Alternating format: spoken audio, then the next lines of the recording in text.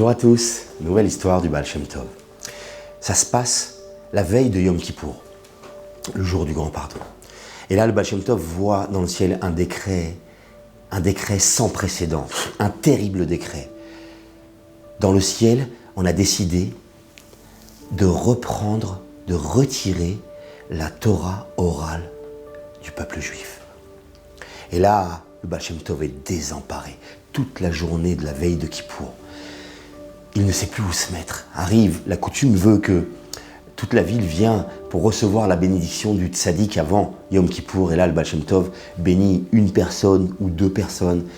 Et là, dit j'arrête, je ne peux plus, il souffrait trop. De là-bas, il est parti à la synagogue. Et là, il a dit des paroles à toute l'assemblée qui était là, des paroles de réprimande. Et il s'est jeté sur le Echal, l'armoire où se trouve le Sefer Torah. Il s'est jeté sur le Echal en criant « Oi, oi, on veut retirer la Torah de nos mains. Mais comment allons-nous survivre parmi les nations, ne serait-ce qu'une demi-journée ?» Et là, il se met à pleurer et il rentre en colère.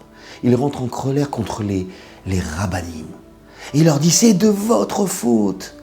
Vous mentez à vous-même et vous exigez des titres honorifiques que vous ne méritez pas. Sachez qu'à cause de vous, tous les sages du Talmud ont été convoqués au tribunal céleste. » Et là, le Baal Shem Tov part de là-bas au Beth Hamidrash. Il réprimande encore l'assemblée avec des paroles difficiles. Puis ensuite arrive la fameuse prière, la première prière, celle de Kol Nidré, la première prière de Yom Kippour. Et là, après la prière de Kol Nidré, le Baal Shem Tov dit « L'accusation a encore augmenté ». Et là, le lendemain, lorsque la prière du matin commence, le Baal Shem Tov se met à presser tous les chazanim qui montent pour les tfilotes, les presser pour vite arriver à la plus grande de toutes les prières de l'année, la 5e et dernière prière de Yom Kippour, la fameuse prière de la Neila. Car la coutume voulait que c'était le Baal Shem Tov lui-même qui faisait cette prière dans la synagogue.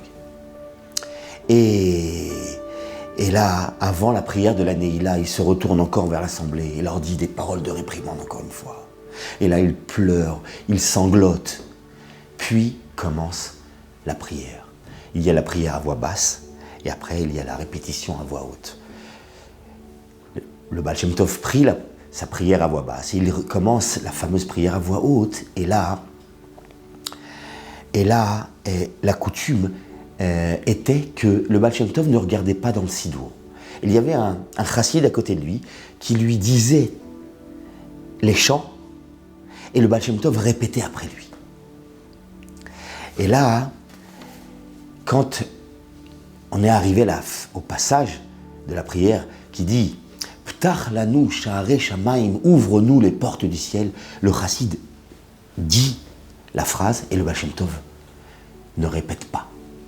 Une fois, deux fois, le Baal Shem Tov reste muet. Et là, le chassid se dit « J'arrête ». Et là, le Baal Shem Tov se met à faire des grands gestes avec les bras, puis à un moment donné, il jette sa tête sur ses genoux. Et là, l'assemblée a très peur, se dit, mais il va tomber. Les Juifs veulent venir soutenir le Baal Shem Tov pour l'aider, pour pas qu'il tombe. Et là, le fameux chassid, Rabbi David Kitzes, un des grands chassidim du Baal Shem Tov, regarde le Baal Shem Tov et dit aux gens, ne le touchez pas. Il avait les yeux qui était exorbitant et dans sa voix était comme un cri comme celui d'un animal qu'on allait égorger. Ça a duré 2 heures. Au bout de 2 heures, le Baal Shem Tov se réveille, il se redresse et il se met à réciter, à continuer et à terminer très rapidement la prière de Neila. Puis sort Yom Kippour. Et là, le soir, la coutume veut que toute l'assemblée, toute la ville vient chez le Baal Shem Tov pour le visiter. Et là, à ce moment-là, il pose la question au Baal Shem Tov, mais qu'en est-il de l'accusation ? Et là, le Baal Shem Tov leur raconte. Il leur dit comme ça, durant ma prière à voix basse de la Neila, je n'ai rencontré aucun problème, aucun empêchement. J'ai voyagé d'un monde à un autre monde. Puis, j'ai récité la prière à voix haute, la répétition. Et là, à ce moment-là, dans ma prière à voix haute, je suis arrivé à un sanctuaire, avec à l'intérieur de ce sanctuaire un passage. Ce sanctuaire-là était grand, il était grand comme le monde entier. Et là, derrière, c'était le dernier sanctuaire, raconte le Baal Shem Tov. Derrière ce sanctuaire-là, si on passait, j'étais prêt de me trouver devant le Créateur lui-même. Et là, quand je suis arrivé dans ce sanctuaire-là, j'ai vu des prières. Il y avait plein de prières qui étaient là, qui stationnaient bloquées depuis plus de 50 ans, raconte le Baal Shem Tov. Et il leur dit, je demande aux prières, mais que faites-vous là? Pourquoi êtes-vous bloqués? Et les prières racontent, nous avons été ordonnés d'être bloqués ici, car nous ne pouvons nous élever qu'avec toi. Donc, depuis tout ce temps-là, nous t'attendons. Et là, le Baal Shem Tov leur dit, eh bien, il faut que je vous explique pourquoi des prières peuvent être bloquées à un certain niveau dans les mondes supérieurs. Dans les textes saints, notamment dans la Kabbalah et le Zohar, expliquent que des prières qui sont faites à Hebron, dans la Meharat HaMarpela, la fameuse grotte où reposent nos patriarches, eh bien, il est écrit que toutes les prières là-bas sont acceptées et entrées et élevées avec beaucoup d'amour. Toutes les prières qui sont faites là-bas sont acceptées et rentrent, car on raconte que cet endroit-là, la Meharat HaMarpela, serait l'entrée du paradis, véritablement, l'entrée du paradis. Donc toutes les prières qui sont adressées à cet endroit-là sont acceptées. Par contre, les prières que les Juifs font parmi les nations du monde, dans les autres pays du monde, étant donné de l'impureté qui se trouve dans ces pays-là, il peut arriver parfois que les prières sont empêchées et peuvent être bloquées durant parfois même quelques années. Je referme la parenthèse. Et le Baal Shem Tov dit, eh bien, venez avec moi prier. Si vous m'attendez depuis tout ce temps, venez avec moi. Et là, la porte était grande ouverte, je vous ai dit, grand comme le monde entier, raconte le Baal Shem Tov. Et nous allions pour rentrer. Et là, à ce moment-là, dit le Baal Shem Tov, un ange arrive et il referme les portes et il pose un cadenas, dit le Baal Shem Tov, qui était grand comme toute la ville de Mezibouj. Et là, je ne sais plus quoi faire, j'ai essayé d'ouvrir le cadenas. Impossible, rien à y faire. Alors, dit le Baal Shem Tov, j'ai couru chez mon maître, chez mon rabbi. Mais qui est le rabbi du Baal Shem Tov? Eh bien, c'est le fameux maître qu'on envoyait du ciel, Aria de Shiloh, la fameuse âme qui est sortie d'Égypte, qui était dans le tribunal céleste du roi David lui-même, qui était venu lui enseigner la Torah. Et il part chez son maître, Aria de Shiloh, et lui dit, s'il te plaît, le Ham Israël est en train de subir un très grand malheur, et on ne me laisse pas entrer. Et j'ai dit à mon maître, si ce n'était pas si grave, je ne me serais jamais permis d'insister autant. Et là, Aria lui dit, je viens avec toi, et si j'ai la possibilité d'ouvrir, j'ouvrirai. Et là, il part. Et mon maître est venu. Il a tenté d'ouvrir la porte, le cadenas, mais impossible. Et là, le Rabbi Aria lui dit, mais que puis-je faire? Et le Baal Shem Tov lui dit, mais tu ne peux pas m'abandonner dans un moment aussi grave pour le peuple juif. Et là, Aria me dit, tout ça raconte le Baal Shem Tov. Aria me dit, écoute, il y a encore une chose. Allons, toi et moi, dans le sanctuaire du Mashiach lui-même. Peut-être que de là-bas, le salut du peuple juif viendra. Et là, le Baal Shem Tov raconte, je suis parti en grand bruit jusqu'au sanctuaire du Mashiach. Et là, quand le Mashiach m'a vu de loin, il a dit, chut, ne fais pas de bruit, viens. Et il m'a sorti 2 lettres. Il m'a remis 2 lettres. Il m'a dit, prends ces 2 lettres et essaye d'ouvrir le cadenas. Si tu y arrives, j'espère que tu y arriveras. Il faut savoir que ce sanctuaire-là est appelé dans les textes le Ken Tzipor, le nid de l'oiseau. Personne n'est jamais rentré là-bas, personne n'a jamais réussi à ouvrir cette porte-là, si ce n'est que le Mashiach lui-même. Et il a remis ses 2 lettres, et le Baal Shem Tov est parti avec ces 2 lettres. Et Dieu soit loué, raconte le Baal Shem Tov. J'ai réussi avec ces 2 lettres à ouvrir le cadenas, cet énorme cadenas. Et là, j'ai fait entrer toutes les prières qui me suivaient. Je les ai toutes fait entrer.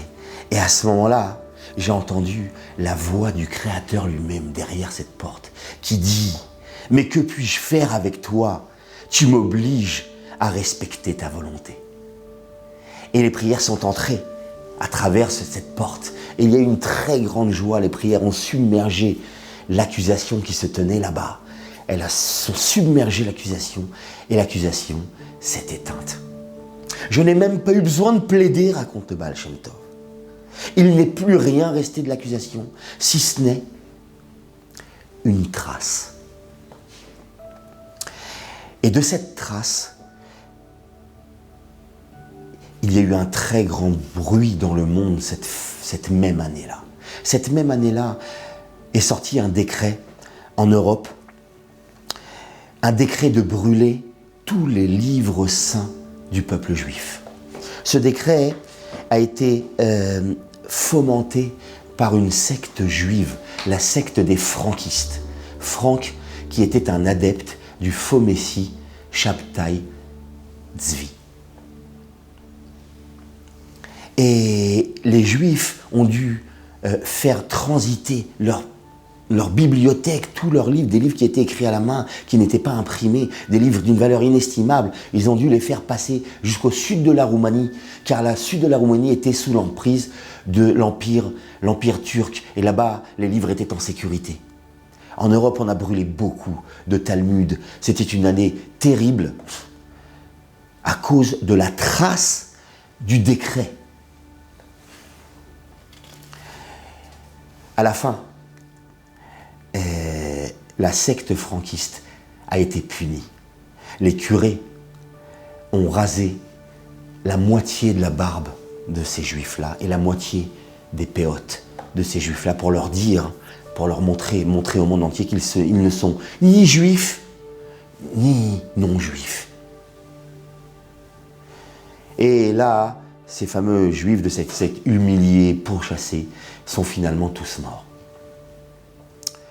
Et le Baal Shem Tov était, malgré tout, à la sortie donc de Yom Kippour, était encore attristé et encore en colère particulièrement envers les rabbanim qui étaient dans l'assemblée. À tel point il était en colère que les rabbanim, honteux, ont dû s'enfuir de chez la maison du Baal Shem Tov.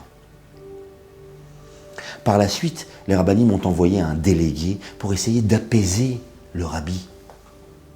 Et lorsque le délégué est arrivé derrière la porte devant la maison du Baal Shem Tov, il entend la femme du Baal Shem Tov qui est en train de réprimander son mari en lui disant « Mais comment tu peux faire fuir des invités qui sont dans ta propre maison ?» Et le Baal Shem Tov qui met sa tête sur la table et qui dit à sa femme « J'accepte la réprimande. » Et il a envoyé quelqu'un pour faire revenir les invités. Et le lendemain, le Baal Shem Tov a prié. Il a prié le matin avec toute l'assemblée, comme d'habitude. Mais en ce qui concerne ceux de la secte juive qui sont morts, le Baal Shem Tov s'est exprimé ainsi. Il a dit « Sachez que la Shekhinah, la présence divine, est en train d'agoniser de douleur. Car, a dit le Baal Shem Tov, tant qu'un membre est attaché au corps, alors il y a un espoir de le guérir. Mais dès que ce membre-là est tranché, il n'y a plus d'espoir. Et chaque juif, dit le Baal Shem Tov, chaque juif est un membre de la Shekhinah. Et donc quand des juifs sont retranchés du peuple comme cette secte de franquistes, c'est une très très grande douleur pour la présence divine. Voilà pour l'histoire. Je vous souhaite à très bientôt pour une nouvelle histoire. Très très bientôt. Bye bye.